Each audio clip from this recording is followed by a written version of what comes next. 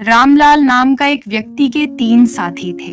उन तीनों साथी हमेशा उसके आसपास ही रहते थे। रामलाल को जिंदगी के हर मोड़ पर उन तीनों साथी की किसी न किसी तरह से जरूरत पड़ती रही। रामलाल का जब अंतिम समय आया तो वह अपने तीनों साथी को पास बुलाकर बोला, अब मेरा अंतिम समय आ गया है। तुम लोगों ने आजीवन मेरा साथ दिया है। क्या मृत्यु के बाद भी तुम लोग मेरा साथ दोगे? पहला साथी ने बोला, रामलाल, तुम्हारे बचपन से लेकर आज तक मैंने किसी न किसी तरह से तुम्हारा साथ निभाया है। मेरे होने से तुम दुनिया की कुछ भी चीज को पा सकते हो, लेकिन मैं तुम्हें फिर से जीवन नहीं दे सकता। मैंने जीवन भर तुम्हारा साथ निभाया, लेकिन अब मैं बेबस हूँ। अब मैं तुम्हारी कोई मदद नहीं कर सकता। फिर दूसरा साथी ने बोला, रामलाल, मैं तुम्हारी मृत्यु को टाल नहीं सकता।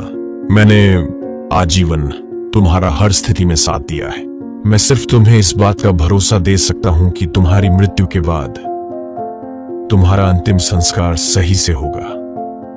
तब तीसरा साथी ने बोला, रामलाल, तुम अपनी स्थिति से चिंतित मत रहो। मैं हमेशा से तुम्हारे साथ हूं और मृत्यु के बाद भी तुम्हारे साथ ही रहूंगा। तुम इसके बाद जिस भी रूप में जहां भी जाओगे, मैं तुम्हारे साथ ही रहूंगा।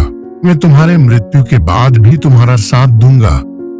मतलब रामलाल के और हम सभी के वो तीनों साथी हैं, पैसा, परिवार और कर्म।